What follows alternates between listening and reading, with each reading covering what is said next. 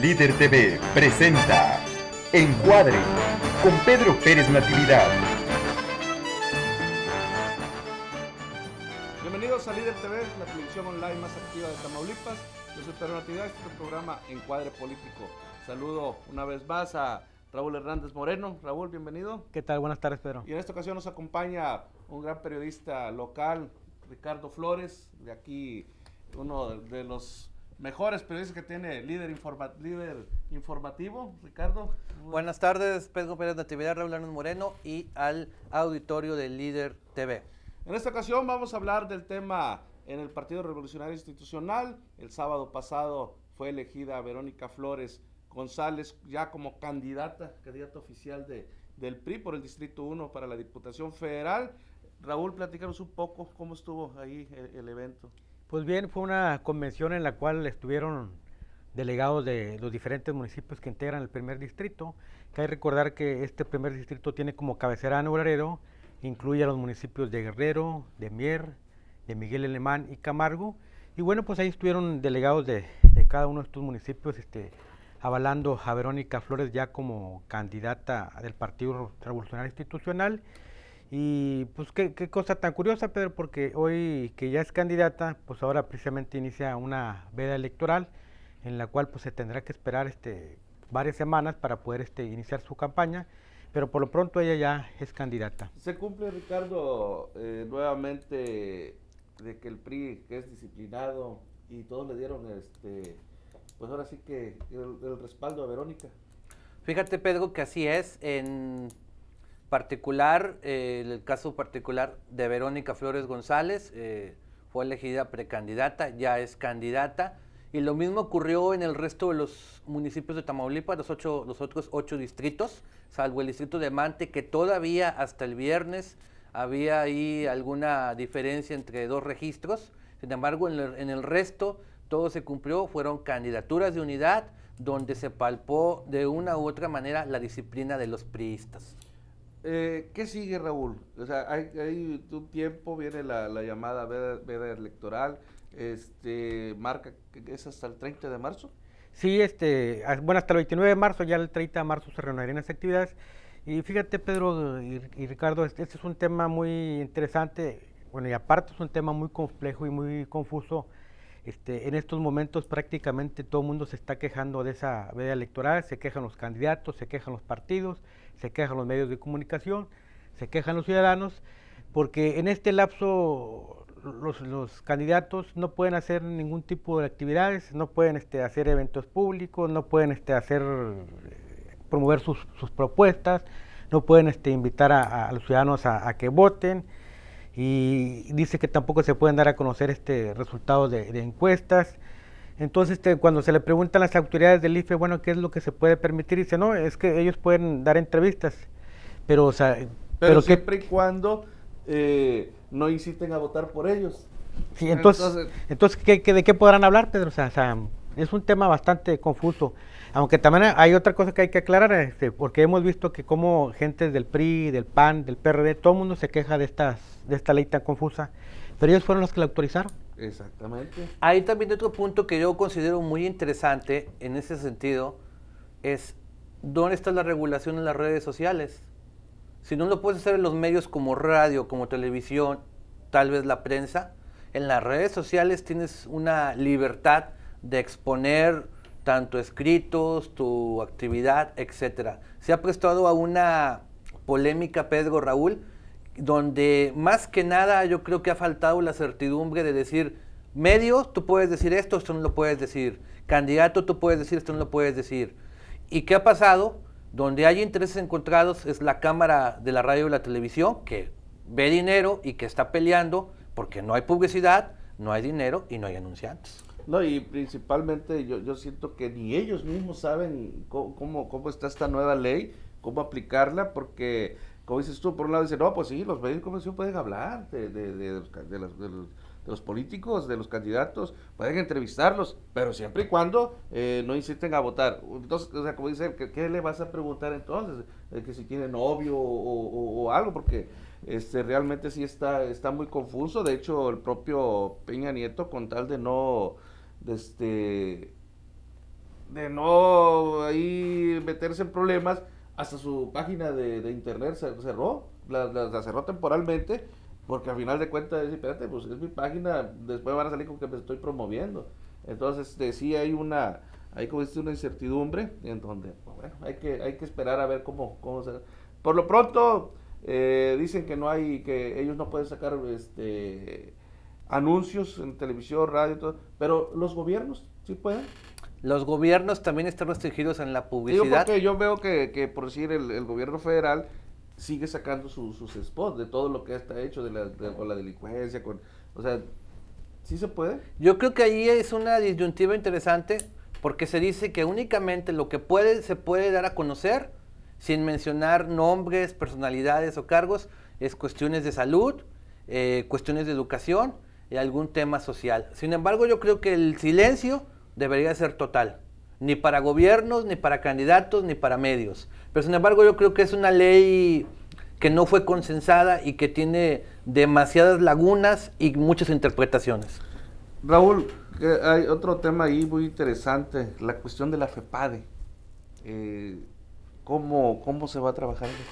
Fíjate que, Pedro, que a ese respecto, ahorita escuchamos al compañero Ricardo que mencionaba que aquí no hay una oficina de la FEPADE. Realmente, o sea, cuando un ciudadano, un partido político quiere presentar una denuncia, la forma de presentarla es a través del Ministerio Público Federal, el que esté en turno, y él la turna a la FEPADE, o la otra opción es irse directamente a donde están las oficinas de la FEPADE, que están, creo que en Monterrey, el Distrito Federal, pero pues, si alguien no quiere hacer ese gasto, pues tiene que presentarlo aquí de manera directa. Y aquí es un tema también muy interesante, pero porque en días pasados hubo cambios en la FEPADE y se ha cuestionado mucho, muy criticado, porque por ejemplo el primero en aplaudir ese cambio fue el señor Andrés López Obrador, y pues ahí de repente empezaron las especulaciones de que está a favor, porque a lo mejor este nuevo fiscal le va a favorecer al PRD, y empezaron todas las especulaciones en torno a eso. Y hay quienes están adelantando que este proceso electoral del 1 de julio posiblemente se tenga que resolver en los tribunales. Hay que recordar que hace 6 años pues el proceso fue muy cuestionado, hubo necesidad pues recurrieron los partidos a diferentes instancias legales, y se está adelantando que hoy podría ser no solo igual, sino quizá hasta peor la situación, y que esto únicamente podría evitarse en el caso de que que el candidato ganador gane con muchísima ventaja con respecto al segundo lugar, pero que esa ventaja sea de varios puntos, o sea, que no sea como hace 6 años, que era de menos de un punto porcentual, porque si la competencia está muy cerrada, pues obviamente el segundo lugar no va a estar de acuerdo y va a presentar sus recursos de inconformidad. Entonces, es una situación que pues vamos a esperar a ver cómo finalmente, qué es lo que sucede el 1 de julio, pero ya se adelanta eso que podría resolverse en los tribunales. Ricardo, tú hace rato comentabas algo muy interesante acerca de la FEPADE, no hay oficina aquí en Nuevo Laredo. ¿Cómo has visto tú esta situación? Mira, nosotros en Líder Informativo hicimos una pequeña investigación, de hecho sale publicada en el suplemento Cuadro Rojo. Aquí no hay una oficina de FEPADE, lo que tienes que hacer, como decía Raúl Hernández, es ir al Ministerio Público Federal, poner tu denuncia, o en su caso la Procuraduría Local, se declaran incompetentes y turnan el caso a la delegación de Victoria. Para este momento ya pasaron alrededor de 2 meses de que ocurrió el delito electoral, llegan a Victoria, en lo que Victoria resuelven, envían a México o consideran si vale la pena a un tribunal. Para esto ya fueron de 3 a 6 meses. Después del delito electoral, ¿qué puede ocurrir? Lo mismo que acaba de pasar recientemente en Michoacán. El gobernador, casi 5 horas antes de tomar posesión, lo avala el tribunal y le da el triunfo electoral. Como decía Raúl, la judicialización de un proceso electoral es bastante complejo, marca una incertidumbre, pero además en el caso particular de Nuevo Laredo o cualquier otro lugar, casi estás hablando de impunidad. Para que un delito electoral pueda ser castigado, si es que se da, van a pasar 6 meses o hasta 1 año, y el afectado o la persona, ¿cuándo va a verse reflejado ese acto de justicia?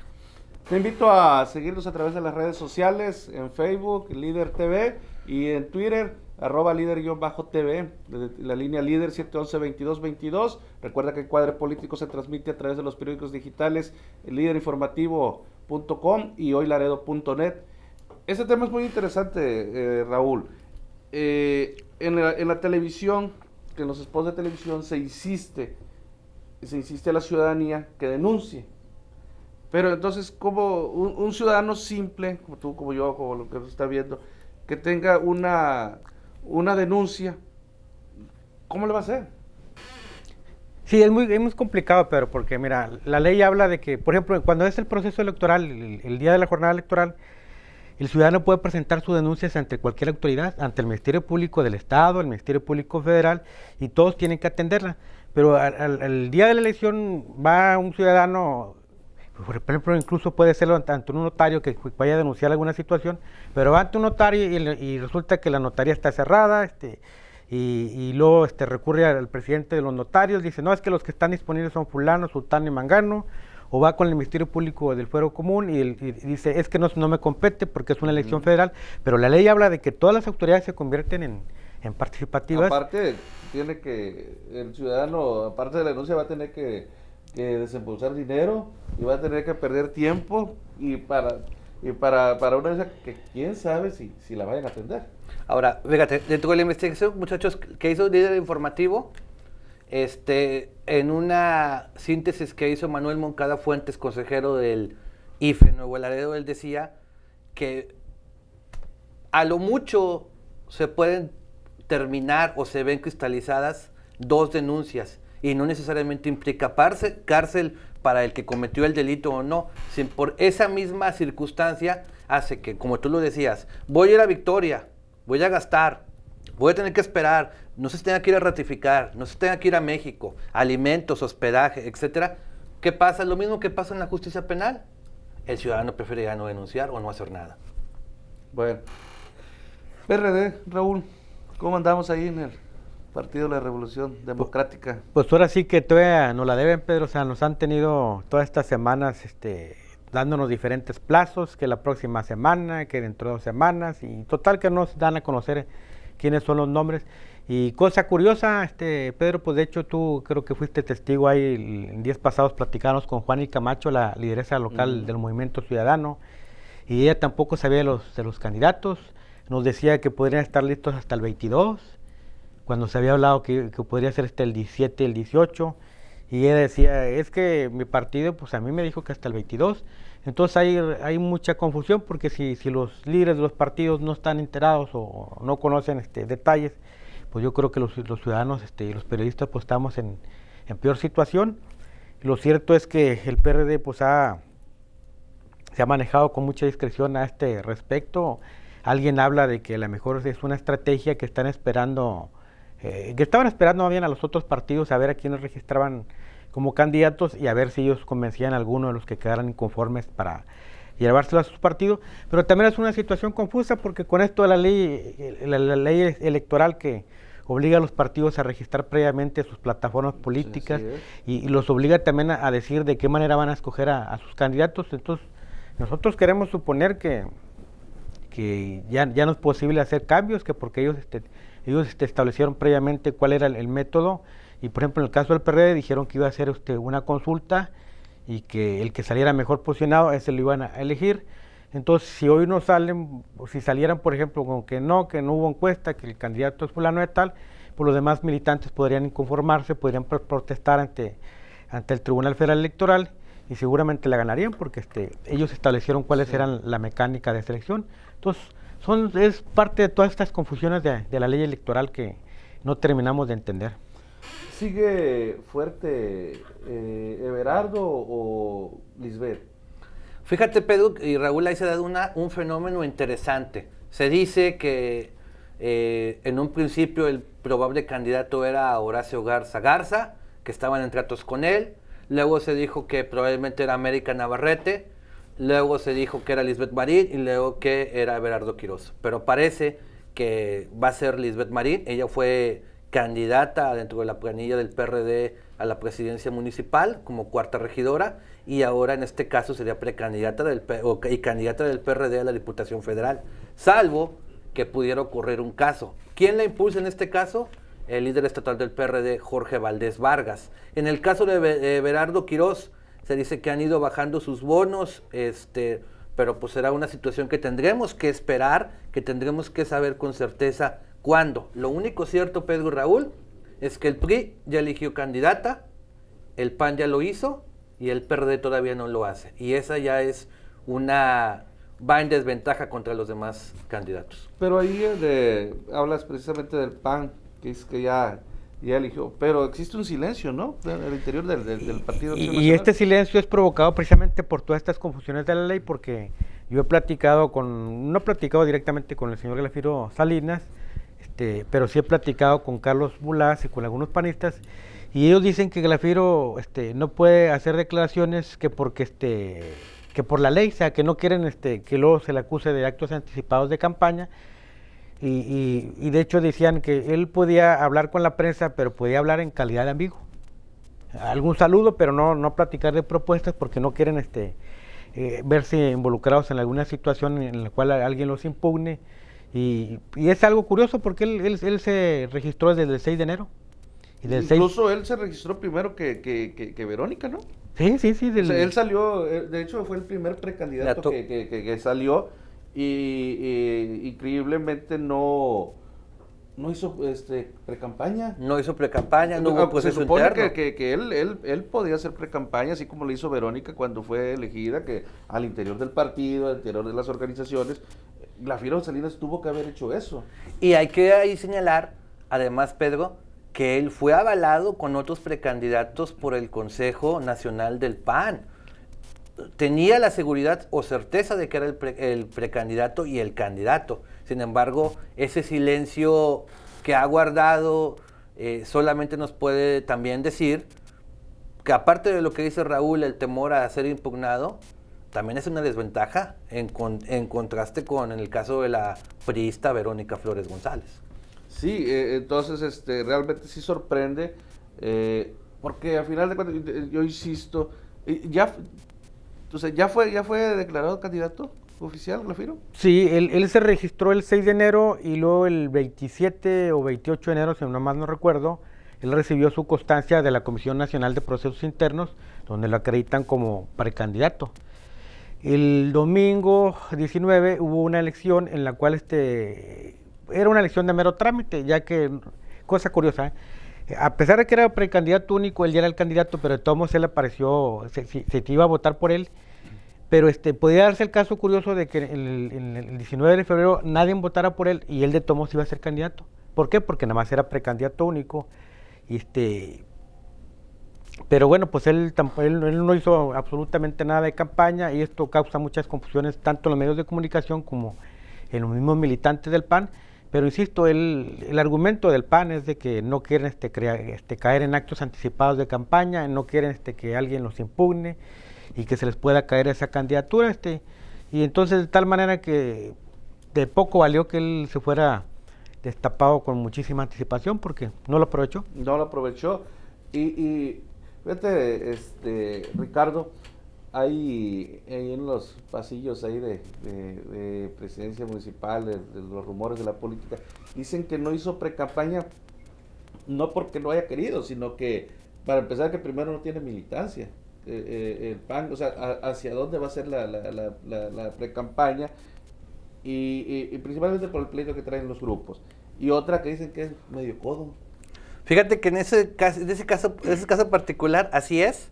Si bien recordamos, y si no, corrígeme Raúl Hernández, el PAN tiene un padrón en los últimos 3-4 años de alrededor de 300 militantes. Se habla de que hay alrededor de 400, 500 adherentes, pero nunca se ha confirmado y nunca se ha visto. Lo que sí sabemos es que esos 300 militantes, se dice que algunos de ellos ya están muertos, pero todavía votan, que en una práctica de muchos años. Y la otra que tocabas el punto de Glafiro Salinas, se dice que no quiso hacer campaña para que no lo impugnaran, pero también para no gastar, para esperarse a la campaña. Y puede sonar lógico, sin embargo, insisto, esa es una desventaja contra los demás candidatos, porque aparte Glafiro Salinas mucha gente lo puede conocer en el medio aduanal, del comercio exterior. Sabemos que fue suplente de Ileana Medina en la anterior elección, pero lo que sí es cierto es que fuera de ahí,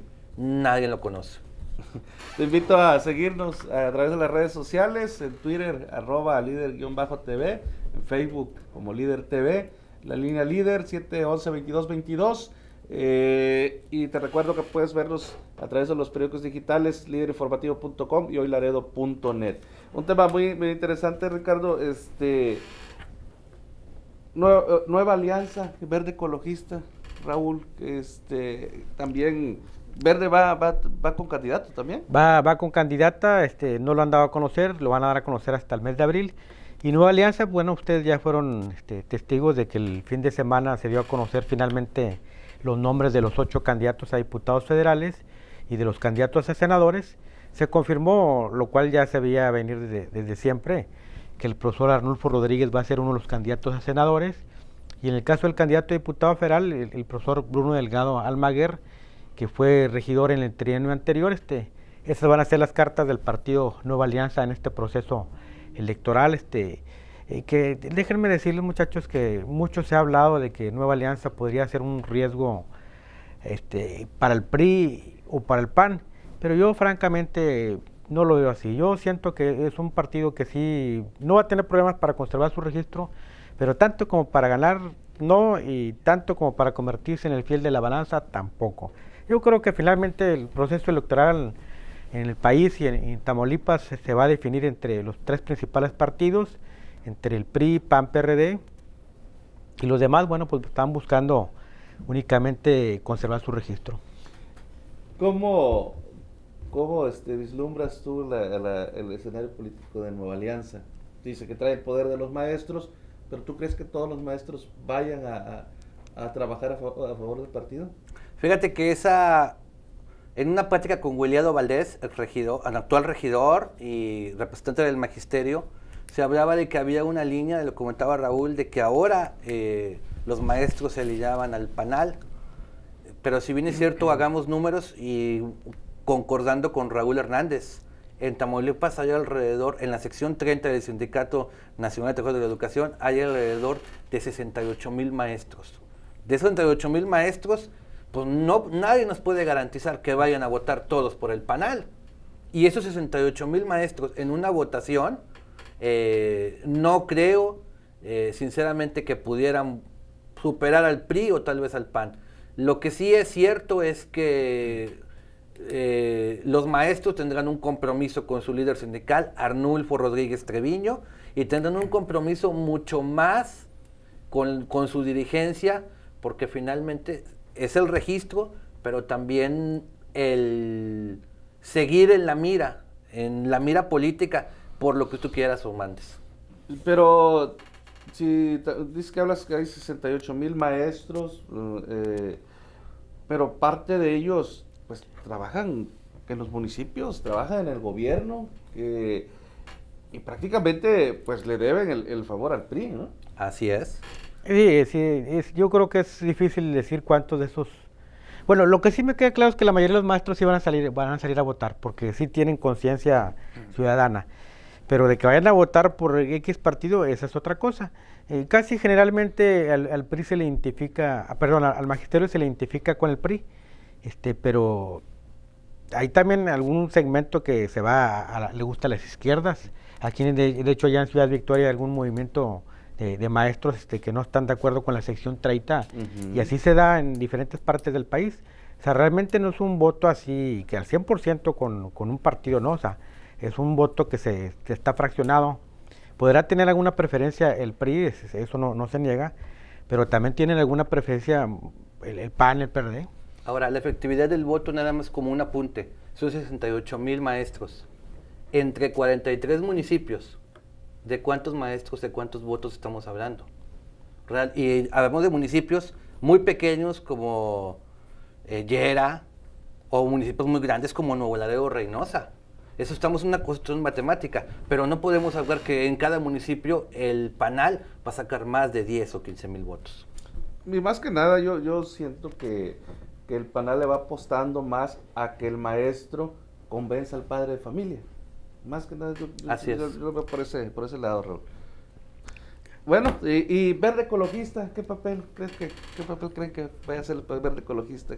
No, pues el Verde Ecologista realmente es un proceso electoral de mero trámite y ya lo hemos visto en otros procesos electorales donde prácticamente ellos la campaña le hacen, es una campaña mediática, pues si se han de recordar esos anuncios. Que van y se roban ¿cómo se llama? Los triplies a las obras, ¿no? Para también, O te hablan por teléfono. Sí, Oye, de veras que han estado llamando por teléfono, Promoción. ¿no? Y hay una más, fíjate, a mí me causa risa, y al auditorio Eso espero que lo está fuera de de la ley. fuera de ¿no? la ley te están atosigando. Hay otra, el líder estatal en Tamaulipas del Partido Verde, René Castillo de la Cruz, ha ofrecido públicamente a Enrique Peña Nieto 120,000 votos. Digo, esa es una promesa, de 120,000 a 150,000, esa es una promesa ficticia que suena más a burlarse de la opinión pública o a burlarse de sus demás partidos. El Partido Verde Ecologista, si bien le va, no sé, Raúl, lo que piensas o Pedro, conserva su registro y tal vez un poquito más. Lo va a conservar gracias a que va en alianza a nivel nacional. Así es. Fíjate que este proceso electoral va a ser muy interesante porque generalmente esto las alianzas se vienen dando de todas las vidas, pero siempre el voto se sumaba de manera, era más un solo voto, por ejemplo, en el caso, por ejemplo, de las izquierdas, el PRD, el PT y Convergencia, pero era un solo logotipo. Entonces, lo único que hacían en el convenio, decían, el PRD decía, bueno, a Convergencia yo le voy a dar el 3% de los votos que obtengamos nosotros, al Partido del Trabajo le voy a dar el 4% para que ellos conservaran su registro y conservaran sus canonjías. Que ahora van por separado, ¿no? Exactamente, entonces van a venir los logotipos de los partidos que estén aliados, entonces el ciudadano va a poder votar, más que por ejemplo en el caso de la izquierda, que son 3 partidos, el ciudadano va a poder votar va a poder incluso cruzar las 3 boletas, los 3 logotipos, pero pero entonces por ejemplo si vamos a suponer que alguien cruza el PRD, ese voto va a contar, se va a sumar para el PRD. Si alguien vota por el PRD y el PT, automáticamente sería el 50% para uno y 50% para el otro, de tal manera que al final de la votación, cuando sea el recuento final, se van a decir cuántos votos votaron por cada uno de esos partidos, pero ahora también déjeme decirles, por otro lado, va a estar muy confuso porque van a tener que llevar una doble contabilidad en las casillas, los ciudadanos, porque van a tener que decir, bueno, estos son los votos para los partidos que van solos y para los partidos que van coaligados, van a tener que hacer los porcentajes.